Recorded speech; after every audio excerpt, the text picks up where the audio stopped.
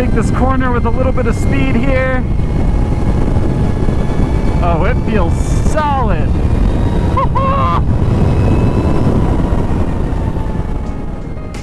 Today on TFL Bike, we have something very special. This is an Energica Eva Ribelle, and I have this bike's owner, Tobias, here.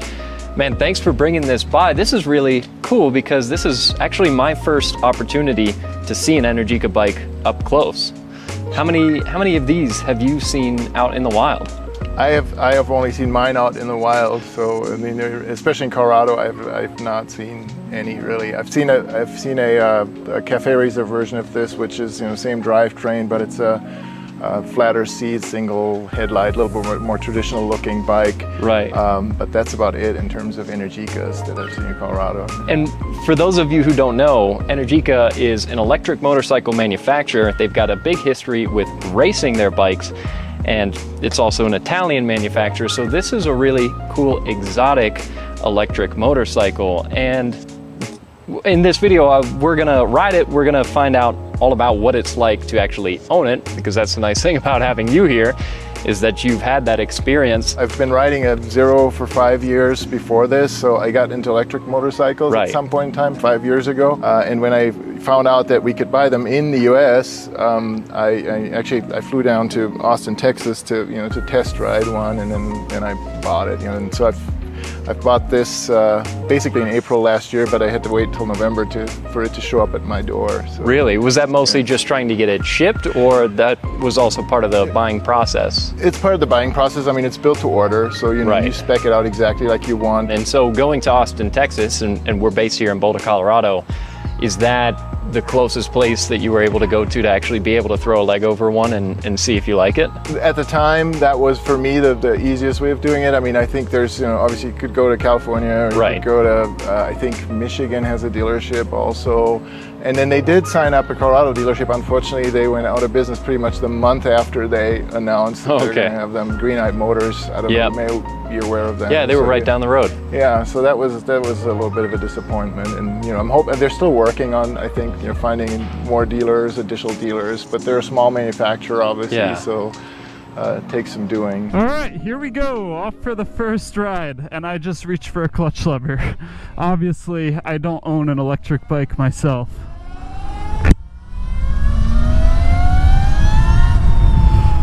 Right now we're in the urban mode, so not full-on sport mode. I'll get there in a second to really feel the acceleration, but right away when you get on this bike, you can feel the weight of it. I was surprised at how heavy it felt, because this looks like a small little Streetfighter, but it's over 500 pounds. I don't know the exact weight off the top of my head, but you really can tell. Once you get it moving though, it's all fine.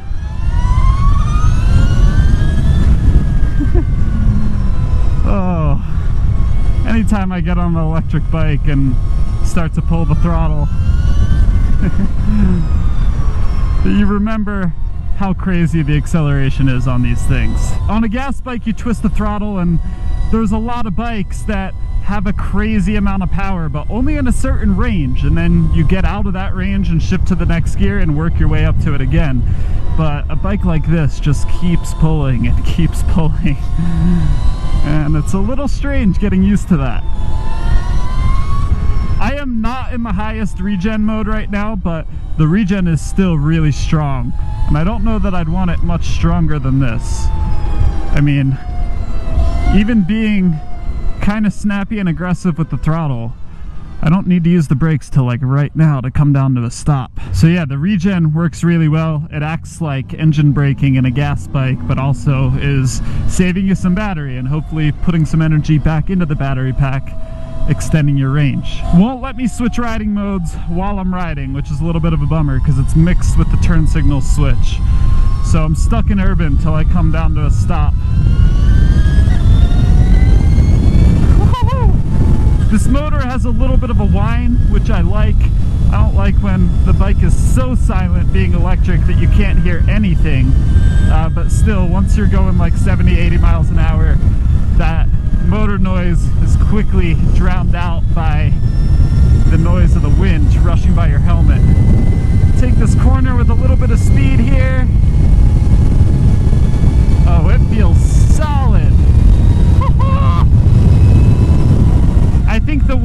bike plays a big factor into how it feels handling around corners. Obviously, I'm just kind of getting a feel for it, but this would be a lot of fun on a twisty mountain road.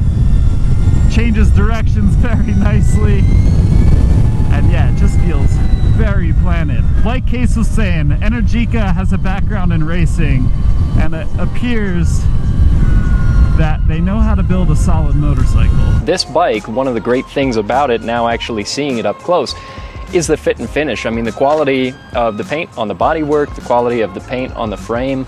I mean, all of these finishes, it's a really nice looking bike. It doesn't look cheaply made by any means. Right, yeah. It's really cool. Yeah, and I mean, I have some aftermarket parts on it.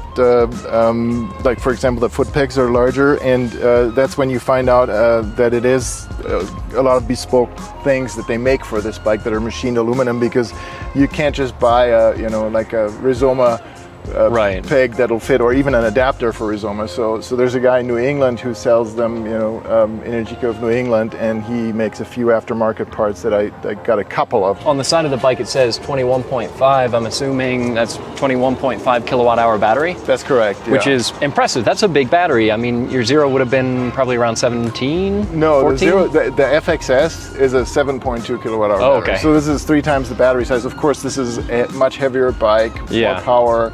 So it doesn't equate to 3 times the range, but it's still significantly more range, especially on the highway. Right now, just riding up here this morning from Lakewood, you know, sort of a mix of kind of highway speed, you know, Wadsworth Boulevard going like 40, 50 miles an hour, and then on 93 going a bit faster. So you can kind of see, I had 100% battery this morning, right? So it went down 20% at 34 miles. Okay. And then the guessometer says I can do 125, but that's very, I wouldn't rely on that. It's very, it changes fairly quickly between your speeds that you're going. So, you know, as you go slower, your range will go up. I mean, it was showing 160 at one point in time, or 170, you know, when I was riding here this morning, and then at some point in time it was probably showing like 90 miles. But I would say, you know, I mean, factory says, or manufacturer says 100 to 120 mile range on the highway. And, you know, I'm a big guy, but I think that's fairly accurate. Last weekend I went, you know, for like a 3-hour ride, you know, up to Netherlands and back and around, and I got back home and I still had 30 to 40% battery left, and I had like 100 and some plus miles on the clock, and so, you know, that's not bad all at it all. needs to do for me. Let's pull over real quick so I can change riding modes here. Brakes are real good too. That wasn't a quick stop, but you could tell they've got some power. So yeah, now it'll let me switch. I'm gonna go sport mode, and let's try regen. We're gonna leave ABS on. Let's go regen in high. And we've also got a couple different screens here that show you different graphs and stuff, which is pretty sweet. And also, while I'm stopped here, this bike has a reverse. So if you pull the brake and hold the start button, you now have a reverse assist. And if you hold it again, or sorry, tap it again, you can go into forward slow movement mode to just creep around a parking lot. So pretty cool stuff. Also, heated grips right here. I'm gonna hold the brake and long hold the starter again to get out of that. Let this last car pass, and then we'll do a sport mode acceleration run. We're gonna do a rolling start so I don't flip this bike backwards, and we'll roll onto the throttle gradually. Oh. Yeah, 0 to 60 I think they say is 2.8 seconds, and that was 0 to 100 pretty damn quickly. I thought there was going to be a little more of a difference in the regen mode, switching from medium to high, but it doesn't feel all that different. It's a little stronger. And it has level 2 and level 3 fast charging, which is another thing that kind of drew me to this bike. I mean, there's really only one other option in the US if you want to have level 3 fast charging, and that would be the Livewire, right? Which is the Harley offshoot.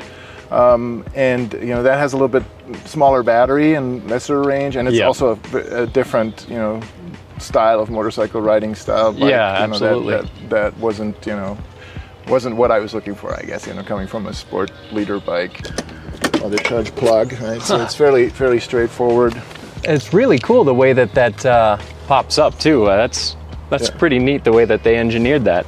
Yeah. So when you're at home, how long does it usually take to charge versus if you take it to a charging station that would be level 3? Yeah, I mean at home, so on the level 2 charger, it does 3 kilowatts. So, you know, if you rode it completely empty, you can kind of do the math. I mean, you get 20, it'll be like 7 hours or something like that, right? Typically, so basically overnight at home. Yeah, at the most, you know. I mean, typically, I mean, I'll maybe, you know, charge it when it's at like 40%, 30%, thereabouts, right? And then it'll be like 3, 4, 5 hours maybe at most. Okay. And then I have solar, so it's kind of nice to, you know, you're just basically riding for free. Riding off the sun. That's right, yeah. And then, you know, on level 3 fast charging, so I've only tried it out on Electrify America so far, which is, you know, the big Volkswagen offshoot. And the peak that it's supposed to hit is 22 kilowatt. I've hit 18 on that, you know. Yeah, which is pretty good. And they say 10 to 90%, 40 minutes. Okay. So, you know, so it does basically give you the opportunity to sort of ride, stop, have lunch, continue riding, you know, if you want to.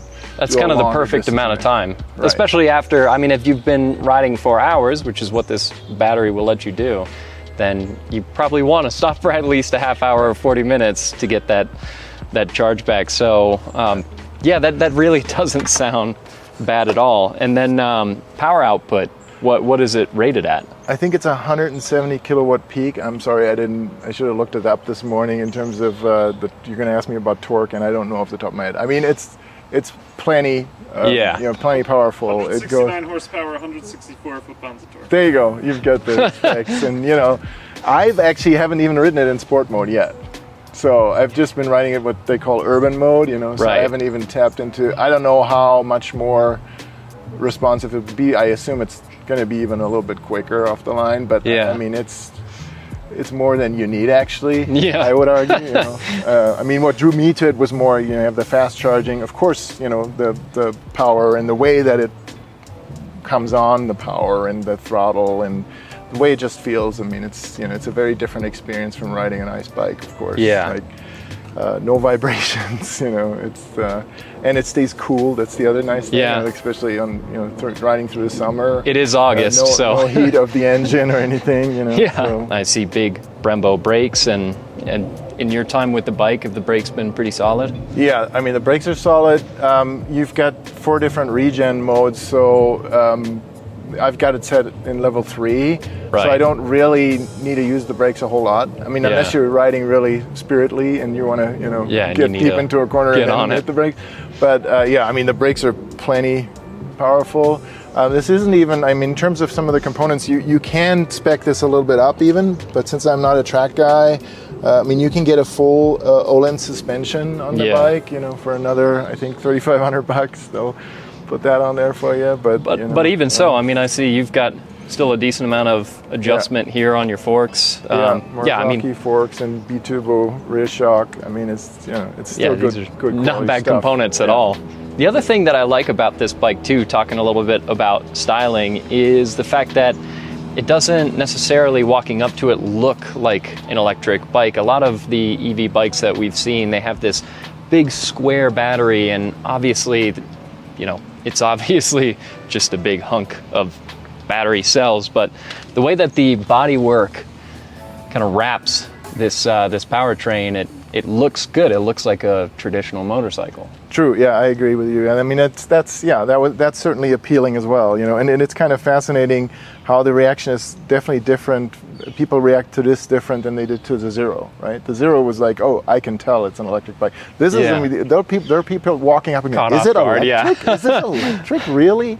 You know, so yes, you have a good point there. It's exactly what I think what they were going for, and they succeeded in, you know, in terms of, because if you stripped away the fairings, right, there is just a big box here that's, you know, it's if you all look battery. Closely, you can see it's from in here there. all the way down to here is battery, you know. So it's just a big box. You know? So yeah, they conceal that well, and I think it does have probably some function too, because the battery's air cooled, right? So yeah, it does guide some air, toward that here, and obviously it has the big heat transfer plates on the front there. Yeah. To keep it cool, and then there is actually an oil cooler for the I motor. see that right behind the forks here. It cools the motor, which I think they did because they, engineered this to be in the spec race series, and you don't want to have derating happening after a lap or two, which is kind of typical for most electric vehicles, that they'll derate to protect the drivetrain. Which is one of the nice things, again, about their background in racing, is that they've driven these things to the brink of, failure, I'm sure, plenty enough times right. that they know what this needs to be able to ride hard and continue to ride hard for as long as the battery has energy. So knowing that they have that background in racing should definitely inspire some confidence. Now, I haven't ridden every electric bike out there. I've ridden the Livewire, I've ridden a few Zeros, and this bike is the most well-built I think I've ever been on, and probably the best riding. All the Zeros I've been on feel really flimsy and plasticky, and they rattle going down the road. They kind of feel like a toy to me. Pretty much every single one I've been on, even the newer ones that I haven't ridden but I've played around with at auto shows. They still feel a little plasticky to me. The Livewire feels just as solid as this, but me being a sport bike guy and liking performance machines and things that were engineered for racing, this satisfies me a lot more than the Livewire ever did. I'm not personally ready to add an electric bike into my garage yet. I would like to at some point, but I don't think I want to do it yet until some of the prices come down a little bit, especially because this is not a very cheap motorcycle. But if I had to buy an electric motorcycle, if Colorado was going to start regulating that everyone had to be on electric bikes, which please don't go that way, but if it happened, this is the brand I would look at, and this is probably the bike I would look at, because I like sporty naked bikes. The fact that Tobias is able to use the solar at his house to charge this bike and ride off the energy of the sun is just freaking awesome. Yes, you don't get the rumbly sounds that come out of a gas-powered bike, but that fact alone, that you could plug it in at home and never have to pay to fuel or charge your bike up, is a selling point in its own. And that's getting me more excited about electric motorcycles than I think I ever have been. Yeah, I see what he was talking about too, about the brakes are good, but you never really have to use them because the regen's so good. Let's go to low mode for regen. I wouldn't ever want to ride with it off. Also, you could turn ABS off, which is cool. But yeah, I don't think I'd ever want to ride with it off, the regen mode, just because you'd be relying on the brakes too much. But we'll see what the low seems like. And I've been romping on it pretty hard the first few minutes. We've gone down about 5% in battery, and I've been on the bike about 10 minutes now, but I've really been pushing it and trying to get a feel for what this bike is like to ride.